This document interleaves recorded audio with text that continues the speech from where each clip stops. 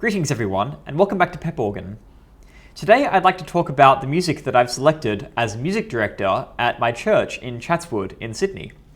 I'm actually the music director at a Catholic church called Our Lady of Dolores, and this is the music that I've selected for my parish choir, as well as some of the selections for our organists.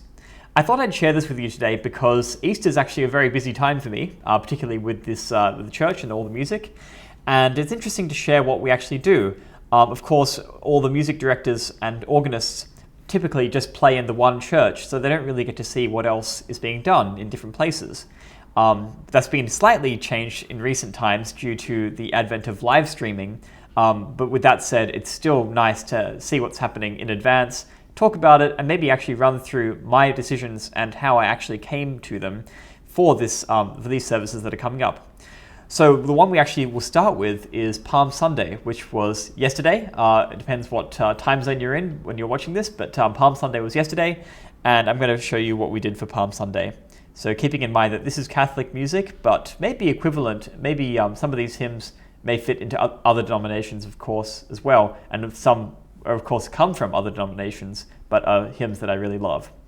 Our choir typically sings in harmonies each week. We don't sing a polyphonic mass, we sing a unison mass, but we try to put in a bit of harmony as a choral anthem. And I think this works well because it allows most of the music to be participatory. The congregation sings the parts of the mass, which includes things like the Kyrie, the Gloria, typically sung in English, and also the parish sings a lot of hymns. They're a good hymn singing parish, which is maybe unusual for some Catholic churches, but that's what we do.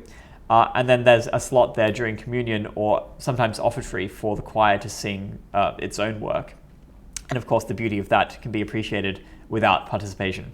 So going into the set here. So we're starting with Palm Sunday, and this is the music list. I prepare these each week for the masses, and then these get distributed to the choir. So what we're doing here for Palm Sunday, this was, of course, yesterday. We had a mass setting, which is Missa Primitiva.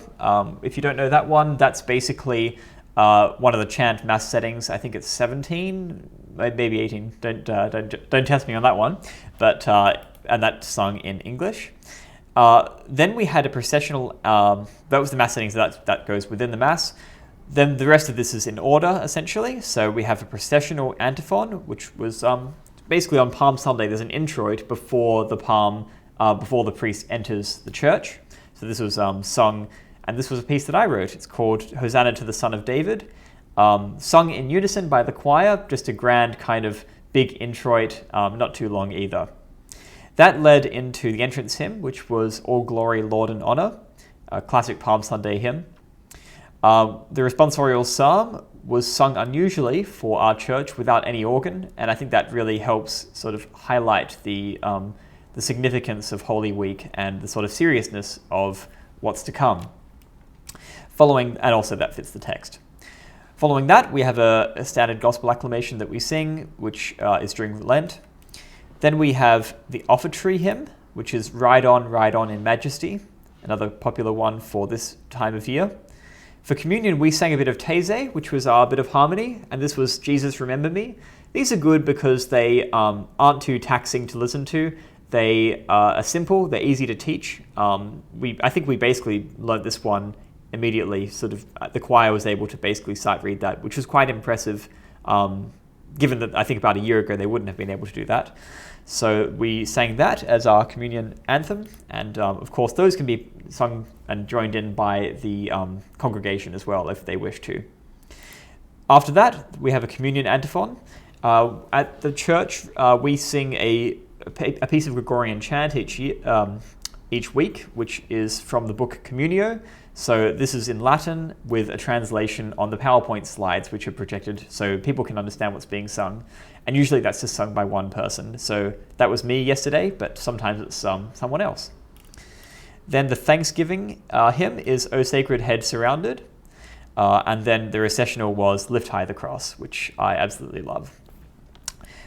Moving on, we now come to, if my thing's in order, Maundy Thursday. So this is this coming Thursday. The mass setting again is Missa Primitiva, which we've been singing throughout Lent. Of course, that one also has the Gloria, which is sung, perhaps the last Gloria that gets sung in Lent before Good Friday, and quite unusually, it has a strepitus beforehand. If you don't know what a strepitus is, it's basically a grand kind of loud organ improvisation that also has bells being played, and so the strepitus is played before the Gloria, and then the Gloria is the Gloria from Missa Primitiva, which is actually Gloria 15, which, while it's simple, it's very effective, and I think it's quite powerful, especially on that occasion, to have this. In its simplicity, it actually says so much. It's worth listening to Gloria 15 if you haven't heard it before. And then the other parts of the Missa Primitiva are being sung. Now, throughout the Mass, we begin with an entrance hymn, which we're singing actually as Ubi Caritas, again, These, so a bit of harmony, and one that's good because we can curtail it to how long we need it to be, so that when the priest is actually at the altar, we can begin the introit, which is in Latin, Nos Autem Gloriari, which is the introit for that Mass. Then we have the responsorial psalm, which will be with organ, gospel acclamation as usual. Then we have the washing of the feet, and for this one, I've put in some chants, which are short chants, just to break up some of the music and also break up some of the organ playing. Then we have two hymns. So we have the hymn "The Lord Jesus" and "A New Commandment." A New Commandment's one that I really quite like, and works really well on the organ too. I've written out an organ part for it, which originally didn't have. For the offertory, we're singing Ubi Caritas, but this time not the These one, but the actual chant, which is where it traditionally goes, and a really nice chant in mode 6, very major sounding, very uplifting. For communion, we're singing Godhead Here in Hiding, which is Adoro Te Devote, so the chant, but in English, which is what our parish knows well, followed by the Communio chant for the day.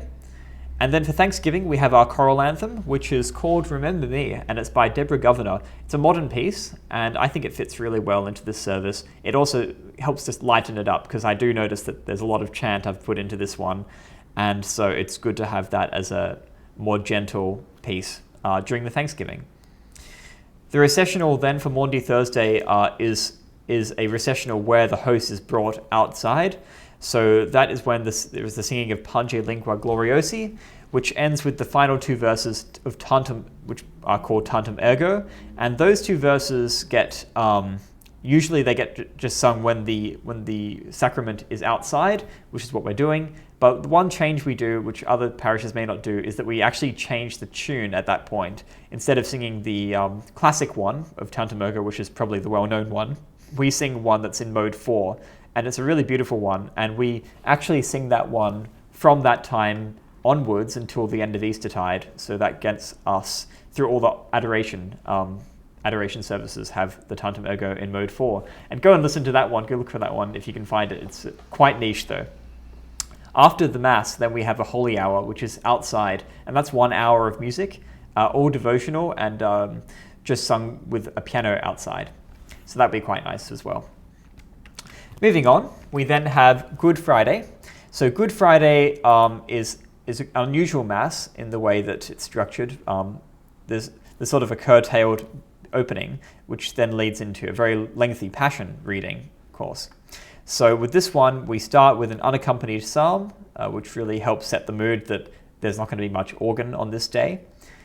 Then for the gradual, we're actually singing Anerio's Christus Factus Est, which can really belong there because that is the exact text which is meant to go after the second reading there.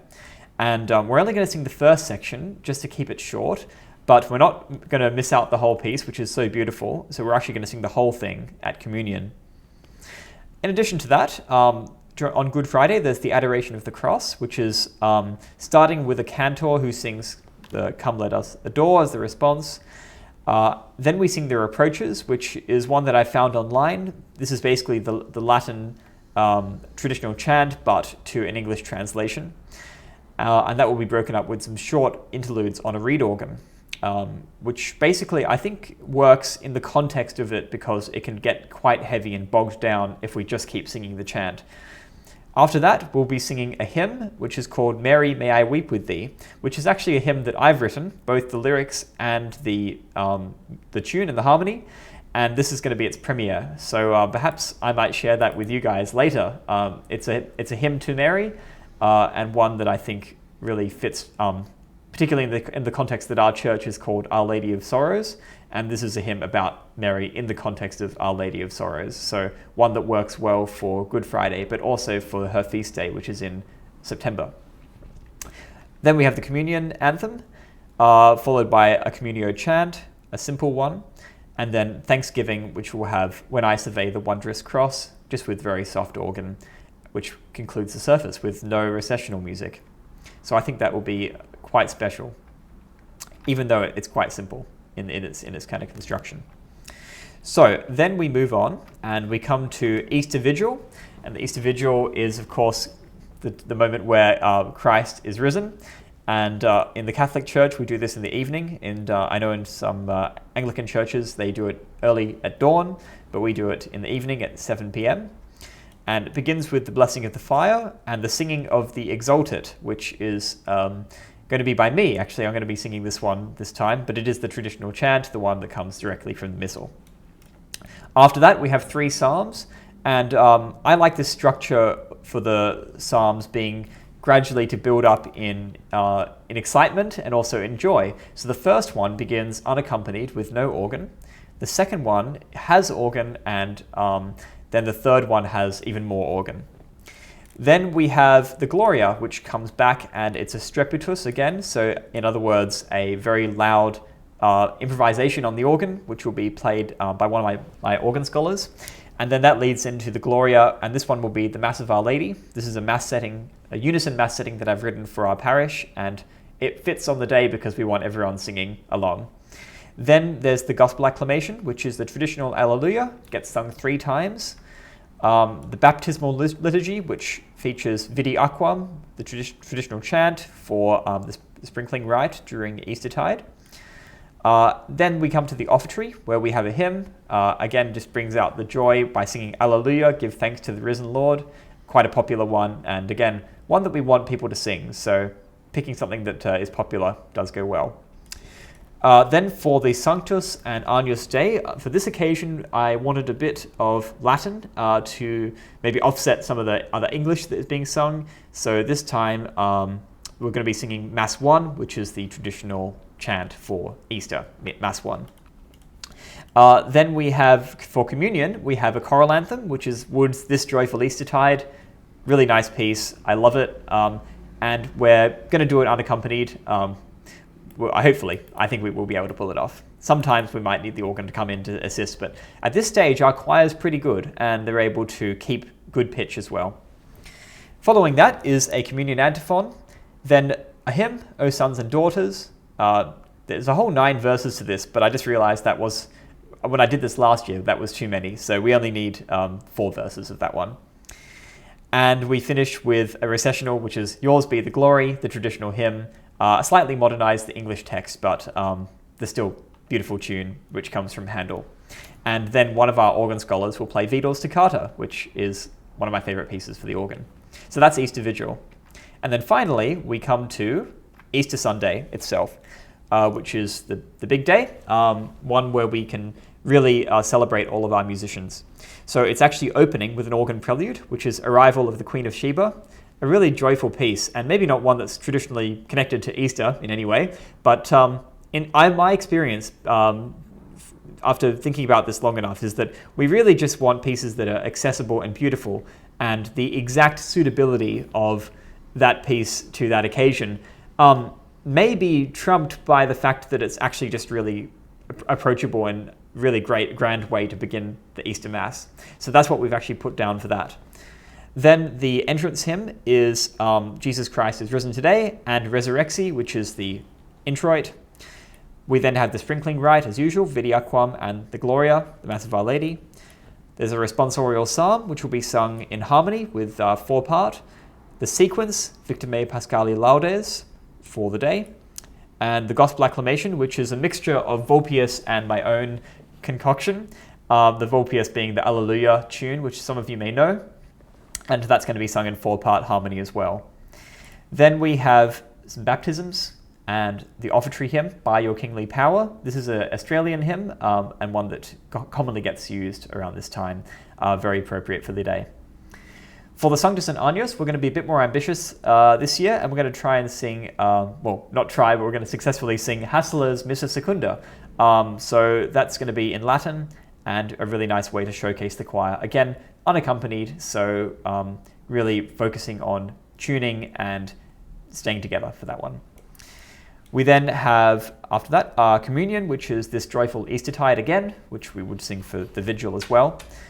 The communion antiphon, another choral anthem, Webb's Regina Coeli, a great piece of music that our choir really loves. And of course, that's got Alleluia throughout it, so really appropriate for the occasion. And then the recessional being Yours Be the Glory, and the Vidor Toccata to finish it all up. So that's my list of music for Easter. I hope you found this interesting, and perhaps you may have some thoughts on what I do and what's going on at our parish. Perhaps you do something more traditionally than I do, or perhaps you want to modernize what you're doing at your church. I'm sure you probably already picked all your music by now, and so perhaps it'd be nice to hear what you're doing as well and what's making you excited. I'll tell you what's making me excited is really having all the organists play for different parts of the Mass, having the Missa Secunda, having parts like this joyful Eastertide, and hearing the Vidor Toccata played by one of my students. That's going to be a great joy as well. And just generally keeping a really beautiful flow throughout the liturgy with the music and focusing on accessibility. We love our traditional music, and the choir has really warmed to Gregorian chant, but at the same time, we also all appreciate that we want everyone to participate, and we want to make sure that we're not sort of prioritizing one style of music over another. So I hope you found this interesting. Let me know what you're doing, and I hope to hear back from you in the comments soon. And have a great Easter.